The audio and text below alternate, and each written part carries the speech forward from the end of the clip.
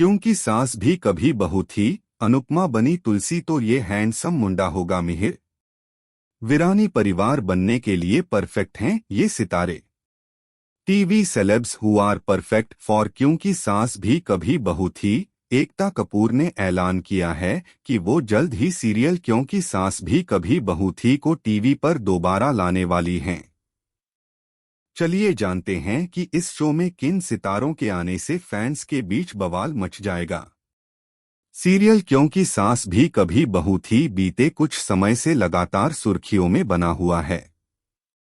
खबर है कि सीरियल क्योंकि सास भी कभी बहू थी 200 एपिसोड के साथ इस शो का नया सीजन लेकर आ रही हैं। हालांकि सीरियल क्योंकि सास भी कभी बहू थी की कास्ट को लेकर अब तक कोई खुलासा नहीं किया गया है। चलिए जानते हैं कि सीरियल क्योंकि सास भी कभी बहू थी में कौन कौन से सितारे क्या क्या किरदार निभा सकते हैं।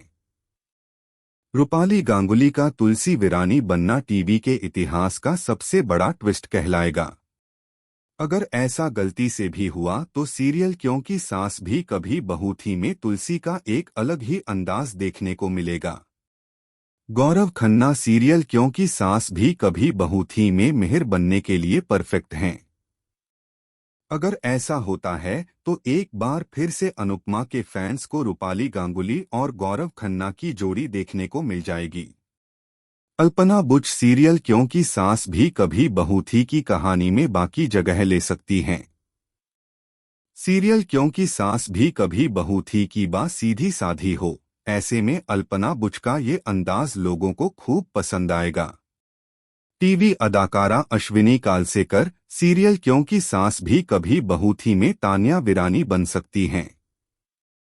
किसी जमाने में रक्षंदा खान ने ये किरदार निभाकर टीआरपी की दुनिया को हिलाकर रख दिया था। सालों पहले टीवी एक्टर आकाशदीप सहगल ने अंश गुजराल बनकर हंगामा मचा दिया था। अब ये किरदार सुधांशु पांडे पर बहुत जंचने वाला है। किसी जमाने में सीरियल क्योंकि सास भी कभी बहू थी के जरिए मौनी रॉय ने अपने करियर की शुरुआत की थी।